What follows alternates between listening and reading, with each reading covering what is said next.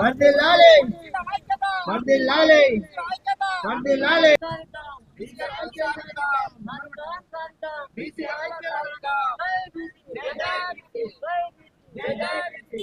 BC జాతీయ సంక్షేమ సంఘం రాజన్న సిరిసిల్ల జిల్లా బీసీ సంక్షేమ సంఘం అధ్యక్షులు మేకల పరశురాం గారి ఆధ్వర్యంలో రాజన్న సిరిసిల్ల జిల్లా కలెక్టరేట్ ముందు ధర్నా కార్యక్రమం నిర్వహించడం జరిగింది. మరి దేనికోసం ఈ ధర్నా కార్యక్రమం రిలే నిరాహార దీక్ష చేస్తున్నారో మరి పూర్తి వివరాలు రాజన్న సిరిసిల్ల జిల్లా అధ్యక్షులైనటువంటి మేకల పరశురాం గారిని అడిగి పూర్తి వివరాలు తెలుసుకుందాం రండి.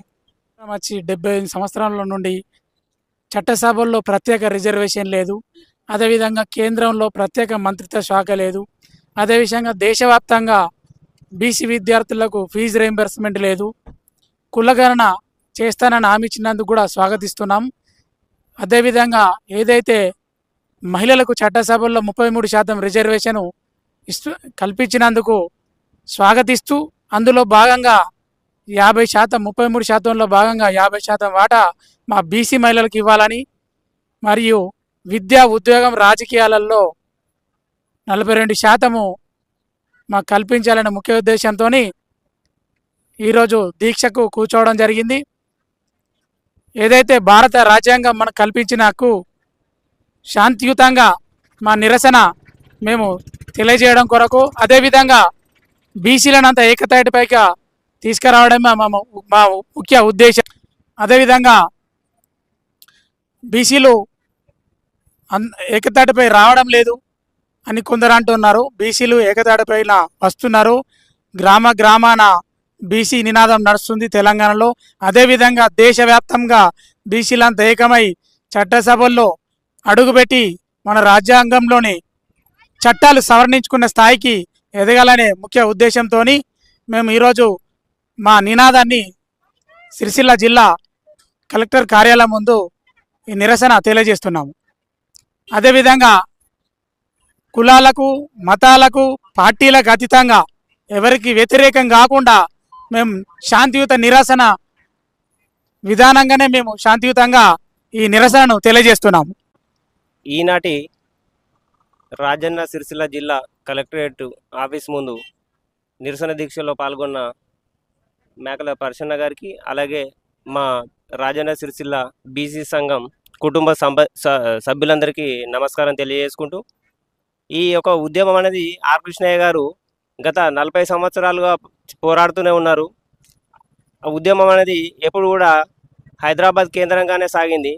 కానీ హైదరాబాదును దాటి ఈరోజు సిరిసిల్ల జిల్లాలో మొదటిసారిగా ఇక్కడ పురుడు పోసుకుంటుంది, అంటే పల్లెలకు పాకింది అనేది అనుకుంటున్నా. ఎందుకంటే ఈ ఉద్యమం అనేది ఇప్పుడు సిరిసిల్ల జిల్లా నుంచి మిగతా జిల్లాలలో కూడా 30 జిల్లాలలో 33 జిల్లాలలో కూడా బీసీ నాయకులందరూ నిర్వహించి మన యొక్క హక్కులు సాధించుకోవాలని కోరుకుంటున్నాను. అట్నే కేంద్రంలో మనకు రావాల్సిన చట్టసభల్లో ఏవైతే రావాల్సిన ఉన్న హక్కులు మనం సాధించుకోవాలి. ఆ 33% అయితే ఏదైతే కేంద్ర ప్రభుత్వం కేటాయించిందో దాంట్లో కూడా సబ్ కోటా కింద 33% మహిళలు కేటాయించాలి. అట్నే రాష్ట్ర ప్రభుత్వం కూడా 42% రిజర్వేషన్ కల్పించింది. దానిలో కూడా ఏదైతే ఉద్యోగాలలో 42% ఏదైతే ఉద్యోగాల్లో విద్యా ఉద్యోగాల్లో సబ్ కేటగిరీ కింద ఏదైతే రిజర్వేషన్లు కల్పిస్తుందో రాజకీయాల్లో కూడా ఎందుకు కల్పించకూడదు, అది కూడా ఆలోచించాల్సిన అవసరం ఉంది. ఏబిసిడి వర్గాలుగా ఎలా ఇస్తున్నారో విద్యా ఉద్యోగాల్లో ఇది కూడా ఇవ్వాల్సిందిగా నేను ప్రభుత్వానికి సూచన చేస్తున్నా. కంపల్సరీ దాని మీద ఆలోచించాలి ప్రభుత్వం కూడా, రాష్ట్ర ప్రభుత్వం. ఏదైతే మన హక్కులు సాధించుకోవాలనుకుని మేము అందరం ఐక్యంగా ఉండి మనలో మనం ఐక్యంగా ఉంటే తప్ప ఇదంతా పోరాటం సాధించుకోలేం. అదేవిధంగా ప్రధానమంత్రి గారు దేశంలో దాదాపు 60% ఉన్న జనాభా, అంటే సుమారుగా 90 కోట్ల జనాభా ఉంది. వీళ్ళ పక్షాన నిలబడి ఆ బీసీ బిల్లు తీసుకొచ్చి వీళ్ళందరికీ న్యాయం చేయాల్సిందిగా కోరుతున్నాను. జై బీసీ. జై బీసీ, జై బీసీ. బీసీల యొక్క ఇవాళ బీసీల కొరకు జరుగుతున్నటువంటి పోరాటంలో భాగంగా మేము జైత్యాల జిల్లాకు చెందినటువంటి భీమారం మండలం బీసీ సంక్షేమ సంఘం అధ్యక్షుడు. నా పేరు నాచార్ రాజేందర్.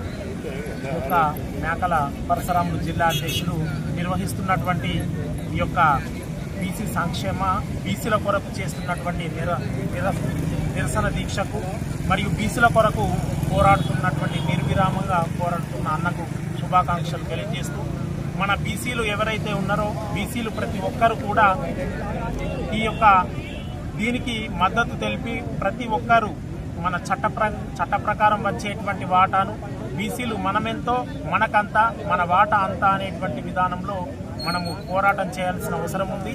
మన యొక్క రాజ్యాధికార దిశగానే మనం అడుగులేస్తే ఇలా బీసీల హక్కులను మనము కాపాడుకోవచ్చు. ఇలా విద్యలో కానీ ఉద్యోగాల్లో కానీ రాజ్యాధికారంలో కానీ మరియు ఆర్థిక వాటా రావాలంటే బీసీలకు ఈ యొక్క రాజ్యాధికారమే లక్ష్యంగా పోరాటం చేస్తున్నటువంటి మా యొక్క అందరికీ నమస్కారాలు తెలియజేస్తూ జై బీసీ జై జై బీసీ. జై బీసీ. బీసీల ఐక్యత వర్ధిల్లాలి. బీసీల ఐక్యత వర్ధిల్లాలి.